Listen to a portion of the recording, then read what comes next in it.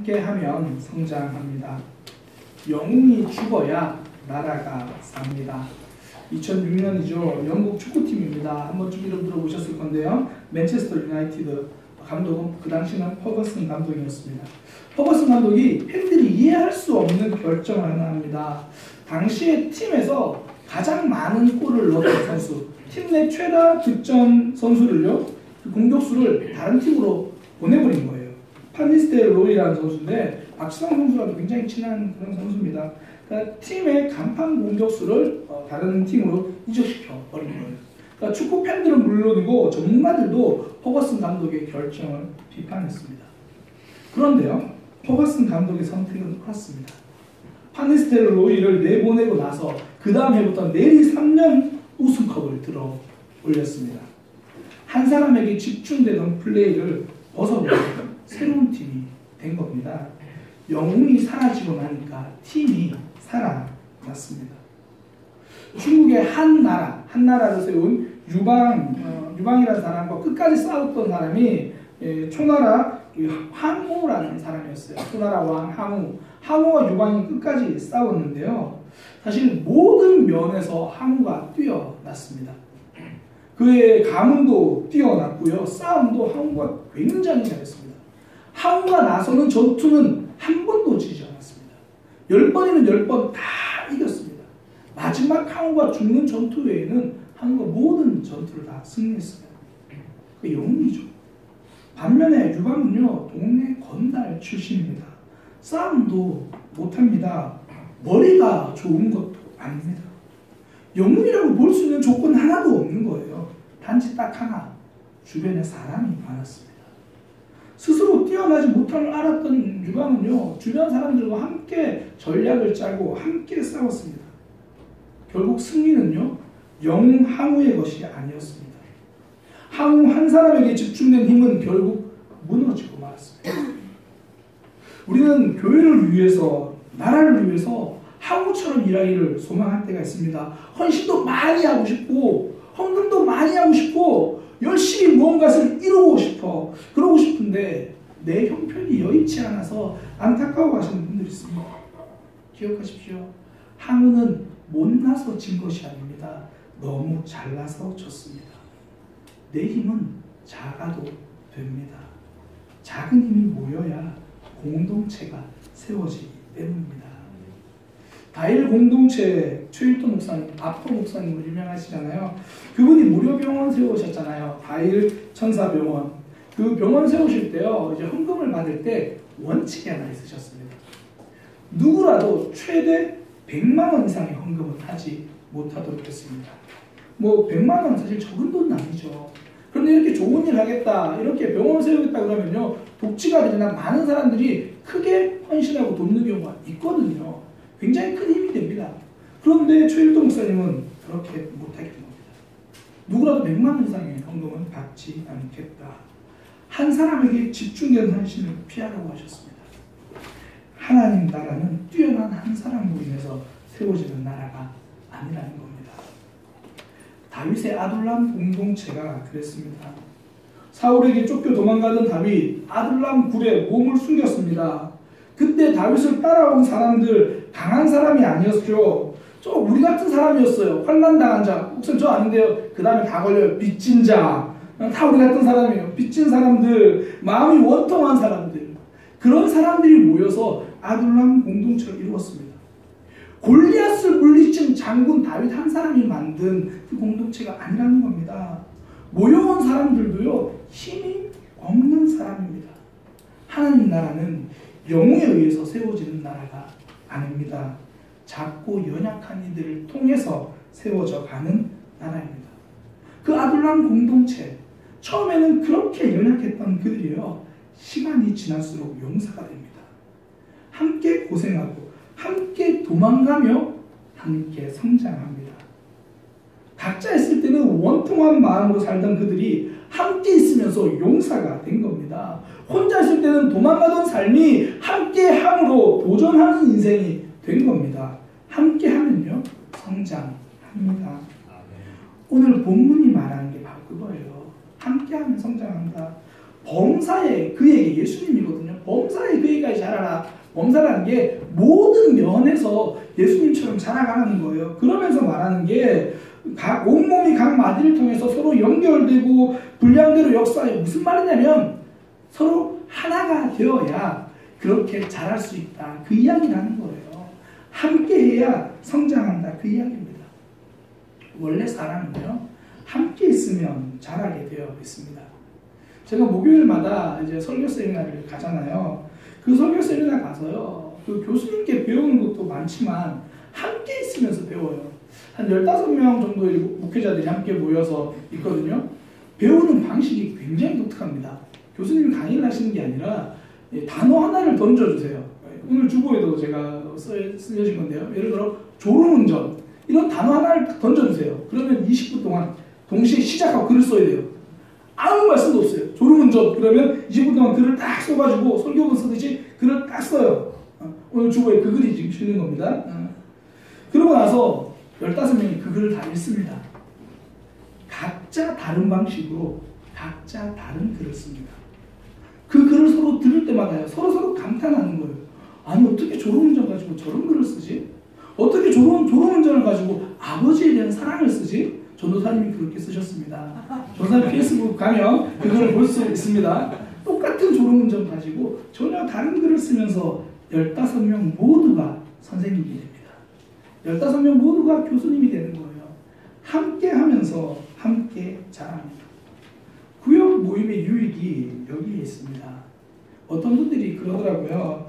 구역 나눔을 하면 똑같은 말씀을 들었는데 각자 받은 은혜는 너무나 다양하더라. 어떤 분은 도입에서 은혜를 받고, 예전에 어떤 분이 설교를 듣고 엄마가 보고 싶을 때가 있습니다. 이 말 한마디에 그날 은혜 받았다는 분이 있고요. 어떤 분들은 지난주 설교 말씀 불쌍하고도 괘씸하다. 그 말 한마디에 은혜 받았다는 분들도 있고요. 각자 다르게 어떤 분은 도입에, 어떤 분은 결말에, 어떤 분은 하나님이 나에게 주신 그 한마디 단어에 은혜를 받는 거죠. 구역 모임에서 그걸 나누면요, 한 가지 은혜가 두세 가지 은혜가 되어서 나에게 다가오는 겁니다. 함께 하면 은혜도 커집니다. 함께 나누면서 은혜도 커지고요, 내 신앙도 지킬 수 있게 됩니다. 청년 중에 한 명이 그런 얘기 하더라고요. 구역 모임 때문에 설교 시간에 집중하게 된다. 구역 모임 때 이제 설교 내용을 나눠야 되는데 나눌 게 없으니까 열심히 듣는다는 거예요. 하나라도 더 들으려고, 집중해서 들으려고 한다. 서로 나누는 그 모임을 통해서 함께하면서 내 믿음을 지키는 거죠. 지난 여름 그 태풍 링링이 왔었잖아요. 굉장히 강한 바람이 불었습니다.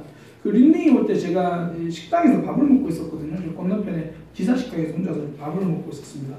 그 TV에서 뉴스 속보로 태풍 링링이 뭐 피해가 있습니다. 그러면서 제주도에 200년 된 팽나무가 쓰러졌습니다. 그렇게 이야기를 하더라고요. 밥 먹으면서 혼자 문득 든 생각이, 아니 200년 된 나무가 쓰러질 리가 없는데, 그렇게 생각하고 고개를 들어서 화면을 봤는데요, 이해가 되더라고요. 그 화면 딱 보니까 그 200년 된 팽나무가 이 마을 입구에 덩그러니 혼자 서 있는 나무였습니다. 혼자라서 그랬습니다. 200년 동안 자라면서 200년 동안 뿌리 내렸지만 혼자서는 못 견딘 겁니다. 제가 그때 주보에도 이렇게 글을 썼습니다. 200년은 견뎠는데 혼자는 못 견디겠더라. 200년 된 팽나무, 태풍에 쓰러진 것이 아니다. 외로움에 쓰러진 것이다. 200년 내린 뿌리도 외로움은 견디지 못하더라. 숲을 떠난 나무는요, 비바람이 몰아칠 때 견딜 재간이 없습니다. 반면에 아무리 작은 나무도, 2년 된 나무도 숲속에 있으면요, 어떤 태풍이 몰아쳐도 쓰러지지 않습니다. 누구나 한두 번은 신앙생활에 큰 태풍이 몰아칠 때가 있습니다. 교회 떠나고 싶은 마음이 들 때가 있습니다. 하나님 등지고 싶을 때가 있습니다. 목사도 가끔 신앙이 너무 버거울 때가 있습니다. 그때 하나님은요, 하늘에서 손을 내려서 우리를 붙들어주지 않습니다. 내 옆에 있는 사람이 손 내밀어서 우리를 붙들어 주십니다. 내 옆에 있는 지체가 숲이 되어서, 우리 구역 식구들이 숲이 되어서, 우리 사랑의 교회가 숲이 되어서 붙들어 주는 겁니다. 특히나 우리가 연약할 때, 우리가 신앙생활 태풍을 만났을 때, 그때 우리는 내 옆에도 그 손이 있구나, 이걸 발견하게 되거든요. 제가 이번에 이제 아버지 장례식 때 제 아내가 이제 그 장례식 얘기 그만하라고 매번 그 얘기만 해요. 장례식 때 주일이 껴가지고 제가 주일 예배 설교를 못했습니다. 그 새벽 기도도 못했죠. 아무것도 못했습니다. 그때 저는 제 옆에도 손이 있다는 걸 알았습니다. 전도사님이 하나님 보내신 제 옆사람 손이었습니다.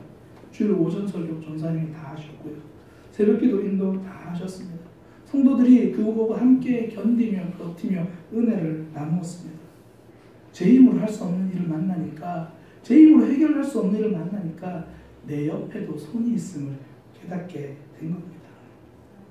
이스라엘 백성들이 광야를 갈 때요, 모세가 그 한 민족을 다 이끌어 갔거든요. 혼자 힘으로 다 할 수가 없었습니다. 하나님 주신 사명은 맞아요. 그러나 혼자 감당할 수 없는 사명이었습니다.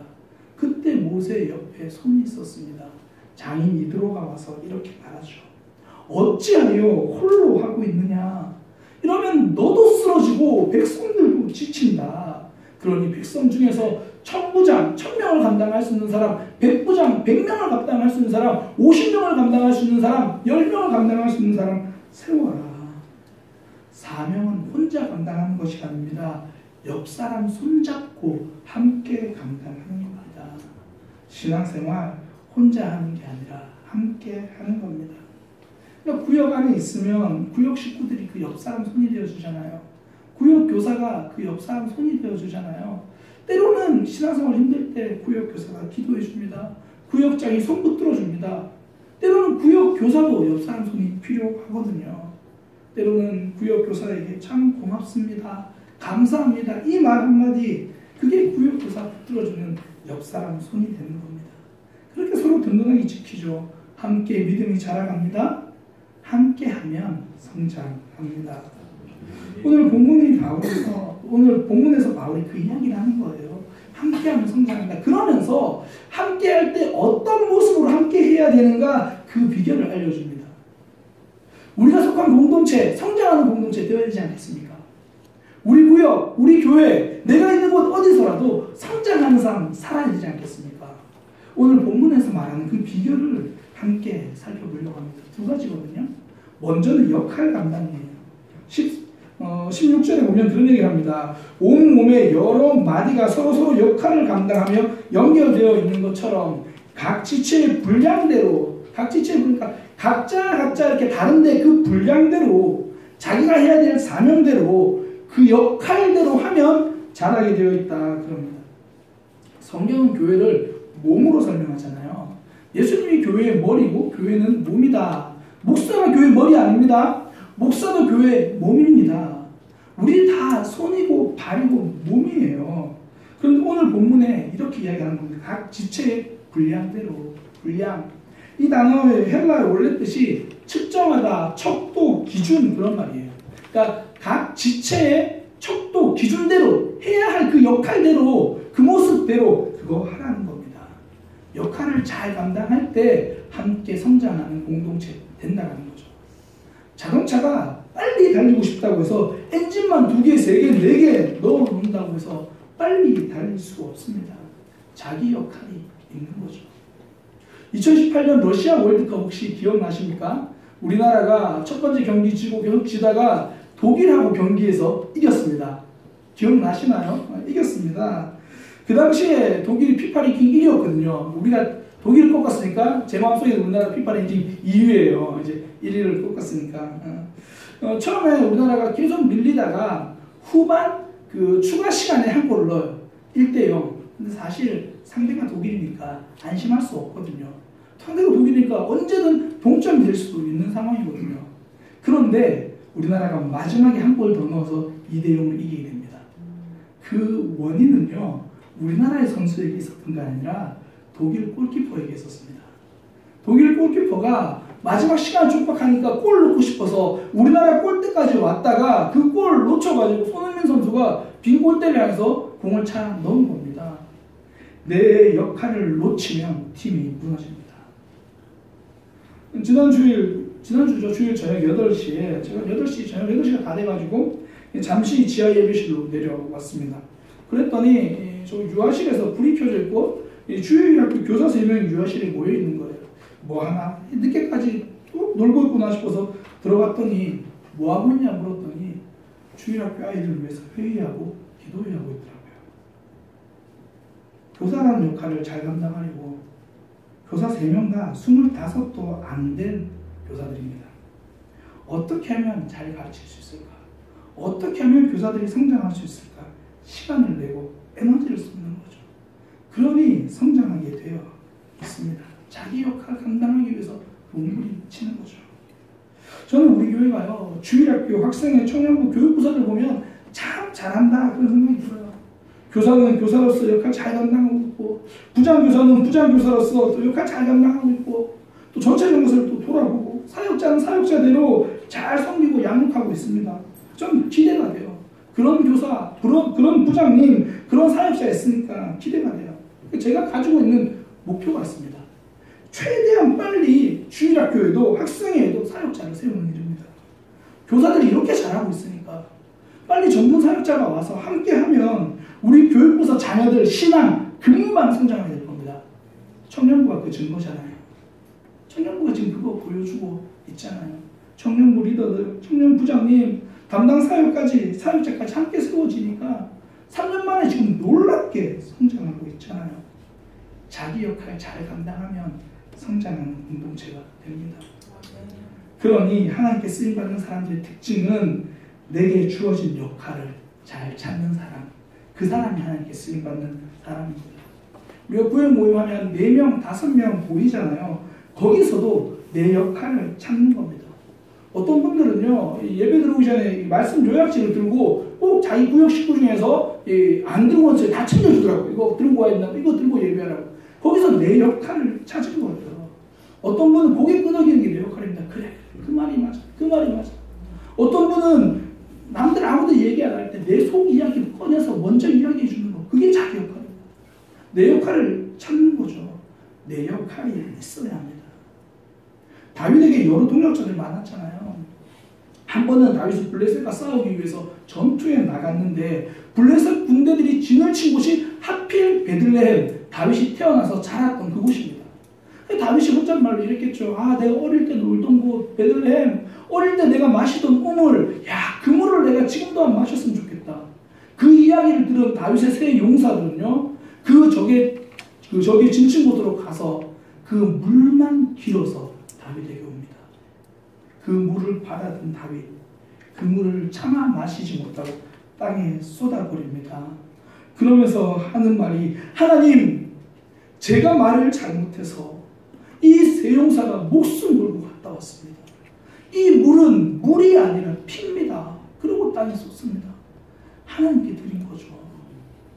저는 이 세 용사의 모습 보면 정말 황당한 충성이다, 그런 생각도 들었지만 한편으로는 이 세 용사의 마음이 보이더라고요. 나는 왕 밑에 있는 사람이니까 왕이 원하는 것이라면 내가 할 것이다. 자기 역할을 찾아서 감당한 겁니다. 저는 이 다윗의 모습을 보면서도 그렇지, 이게 왕이지. 내가 잘못한 거 인정하고 내 모습 인정하고 하나님께 다시 나아가는 것, 이게 역할이지. 군사들을 생각하는 다윗, 왕을 생각하는 병사들, 자신의 역할을 최선을 다해 감당하는 그들을 보니까요, 감동이 되더라고요. 자신의 역할을 잘 감당하는 그들을 보니까 기대가 되더라고요. 내 역할을 잘 감당하는 모습은 언제나 기대감을 줍니다. 생텍쥐페리의 어린 왕자, 너무나 잘 아는 책이죠. 거기서 어린 왕자가 사막에서 여우를 만납니다. 그때 이제 여우를 만나기 위해서 매번 찾아가는데요, 여우가 이렇게 말합니다. 나는 네가 매일 같은 시간에 나를 찾아왔으면 좋겠어. 만약 오후 4시에 네가 온다면 나는 3시부터 행복해지기 시작할 거야. 내 시가 가까워질수록 네가 오는 그 시간이 더 가까워질수록 나는 행복해질 거야. 4시가 되면 너무 기뻐서 어쩔 줄 모를 거야. 늘 같은 시간 같은 모습으로 찾아오는 어린 왕자, 그 모습에 여우는 기대를 가집니다. 늘 같은 자리에서 역할을 충실히 감당하는 지체를 보면 주변 사람들은 그 사람의 삶에 기대를 가집니다. 지난 주말에도 혹시 아시나요? 예배 등 몇 개 깜빡거렸어요. 그러나 저는 이번 주는 반드시 그 등이 다 갈아질 거라고 기대하고 있었습니다. 늘 같은 자리에서 같은 모습으로 그 역할을 감당하는 지체가 있다는 거 알거든요. 저는 이제 오전 10시 30분만 되면 기대감이 생깁니다. 오전 10시 30분에 아니나 다를까 고개를 들어보면요, 세운 기도팀 몇 명이 중얼중얼 성도들을 위해서 기도하고 있습니다. 늘 그 자리에서 그 역할을 감당하고 있으니까 그 시간이 되면 기대감이 생깁니다. 제가 차량 운행 가끔씩 저도 할 때가 있고요, 교회에서 운전이 필요할 때가 있습니다. 근데 시간이 안 되면 제가 꼭 전화하는 한 분이 있어요. 기대감이 생깁니다. 그분은 특별한 일 없으면 시간을 바꿔서라도 그 역할을 감당해주는 분이 있거든요. 늘 자기 역할을 감당하는 그분 연락드릴 때도 기대가 됩니다. 감동을 주는 섬김입니다. 공동체 안에서 내 역할을 감당하는 사람, 기대감을 주는 사람, 감동을 주는 사람입니다. 이런 이들이 모여있는 공동체, 함께 성장하게 됩니다. 함께 성장할 때 내 분량, 내 역할 감당하면 성장한다는 거죠. 또 하나는요, 사랑입니다. 15절에 보면 오직 사랑 안에서 참된 것을 하여, 참된 것 바르게 하라는 거죠. 바르게 하는데 사랑 안에서 하라고 말합니다. 한마디로 품으라는 이야기죠. 품 안에 오름이 있어야 합니다. 사람들이 모인 곳에서요, 오름만 있으면 성장보다 상처가 먼저 생깁니다. 자라기보다 아픔이 먼저 생깁니다. 이번 이제 영화 아카데미 시상식에 우리나라 굉장히 기분 좋게 하는 일들이 있었잖아요. 그 기생충 그 영화 상을 받았잖아요. 그 영화의 주된 줄거리는 사실 양극화입니다. 반지하에 사는 그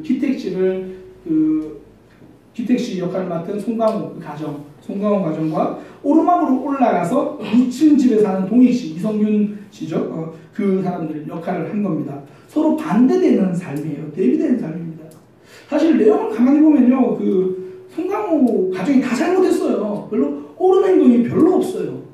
그런데 사람들은 송강호 가정 안에서 그렇게 많은 손가락질을 하지 않아요. 그 모습을 보고 많은 사람들이 공감을 해요. 많은 사람들이 그거 보고 맞다라고 생각을 해요. 그러니까 상까지 받을 수 있었던 거거든요. 그 이유가 뭐냐면 모두 다 이 양극화 현실이 와닿는 거예요. 내 것을 가지고 내가 쓰는 거 옳은 거죠. 그러나 품음은 아닙니다. 품음이 아니니까 송강호 가정이 생기는 거예요. 영화 속에서요, 송강호가 결정적으로 마음 상하게 된 사건이 있습니다. 냄새에 대한 이야기를 이성균이 하는 거거든요. 그 사람들 보면 묘하게 지하실 냄새가 나. 묘하게 지하철 냄새 그런 거 있잖아. 그 말은 선을 그어버리는 겁니다. 나는 나고 너는 너다. 우리는 다르다. 그 말이 틀린 얘기는 하나도 없습니다. 옳음입니다. 그러나 품음이 아닙니다. 옳음만 남아있으면요, 서로 간에 상처만 남게 됩니다. 함께하는 위해서는 옳음 전에 품음이 있어야 합니다. 품음이 없으니까 공생이라 말하지 않고 기생이라고 말하는 겁니다.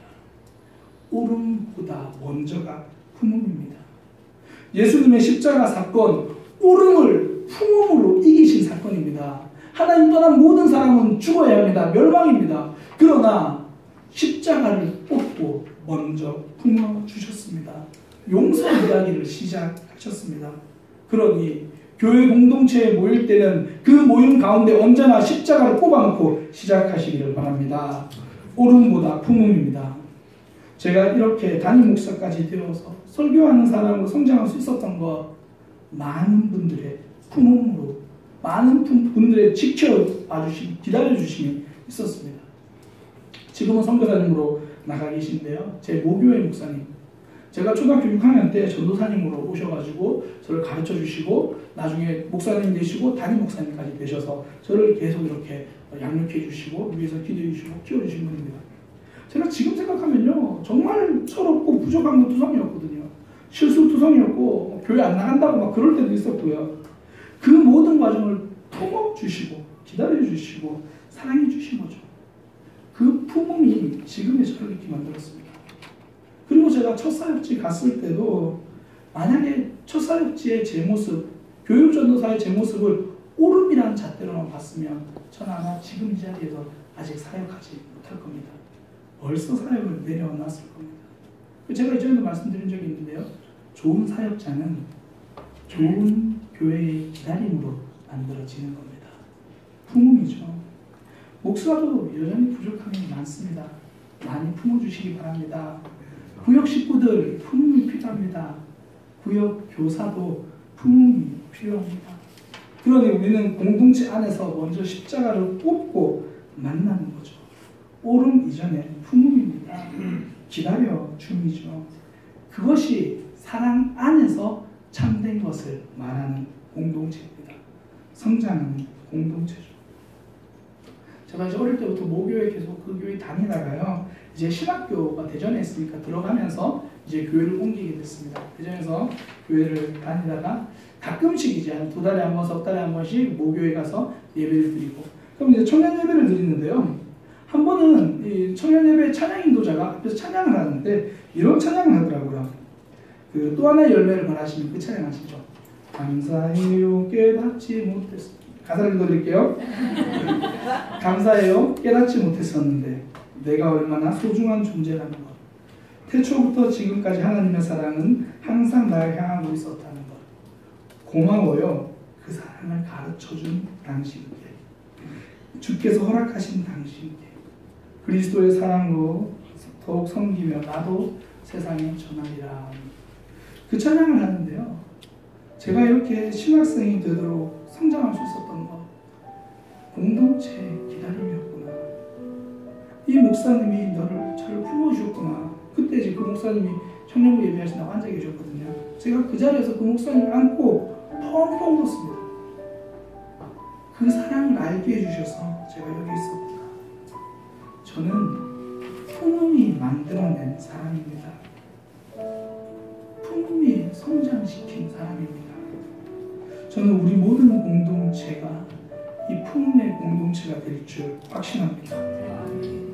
우리는 오름보다 앞서 품음으로 나아갈 겁니다. 어떤 모임이든지 십자가부터 꽂고 그 사랑 보면서 갈 겁니다. 신앙은 함께 성장하기입니다. 함께 성장하는 공동체가 되기 위해서 내게 주어진 역할 감당하시기 바랍니다. 공동체가 모일 때 십자가 꽂고 오름보다 품음으로 달려가시기를 소망합니다. 우리 내게 소중한 사람 기억하면서